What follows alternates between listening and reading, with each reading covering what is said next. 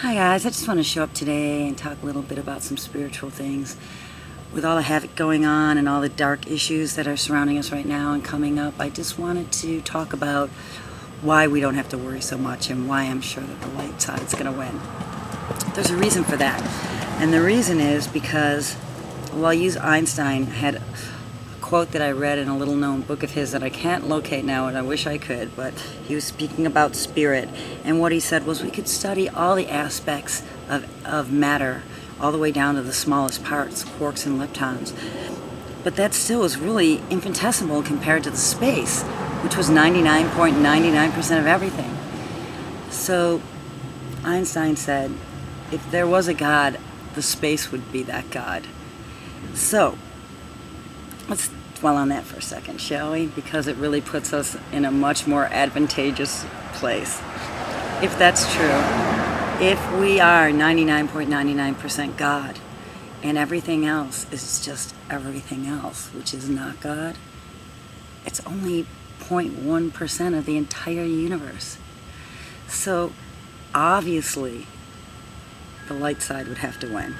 And I'll tell you another reason why. I want to equate this to the keynote of a glass. As far as frequency goes, the Mayans measured frequencies from 1 to 13. The 13th frequency represented God. It was also the universal frequency. When it comes to the timing system in the calendar, they believe that the Mayans brought the calendar to synchronize us to universal time, and that each planet and each planetary system has their own solar system time. But the one thing all the planets share and all the beings share is a connection to God through the frequency of 13, or I like to think of as the space frequency. So in other words, we all connect to God through this space, which we're 99.99% made up of.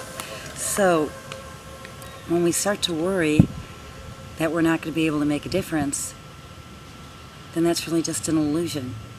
And I fall into it too, which is why I'm showing up to remind everyone and remind myself too that the light side always wins for a reason, because it's 99.99% light. It's God out there.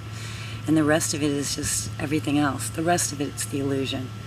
So we are in the third dimension, and we are playing this game here. So while I'm in the third dimension, I'm going to play the game. Don't get me wrong, I will battle the dark side, I will boycott, I will make the videos and try and spread the word. But I'll never lose sight of the fact, and nor should any of us, that we're mostly God, and we are taken care of, and we are protected. And this third dimensional self that we find ourselves in is just such a small part of the picture. But because we're so closed in and this is the only part of the picture we're seeing and living, we get scared. We don't realize that we're actually operating in so many other dimensions and so many other levels. But while we're here in this dimension, we're playing the third dimension game. So I think it's important to be present, because we showed up to be here for this game. So that's why when people ask me, why are you bothering to fight these bills that come along, and I say, I'm playing the game. I didn't come here to sit on the sidelines. I came here to play the game. But I'm not going to lose sight of the fact that we'll always win, and the light side will always win, and this is just a game.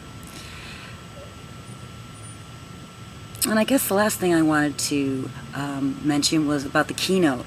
A keynote is a frequency that everybody shares. So in the universe, we all share the keynote of God, the space, or as the Mayans would talk about it, the universal frequency of 13. But when it comes to, for instance, a glass and a singer shattering a glass, they do that because they hit the keynote of the glass. And so the glass moves apart from the glass and back to the keynote.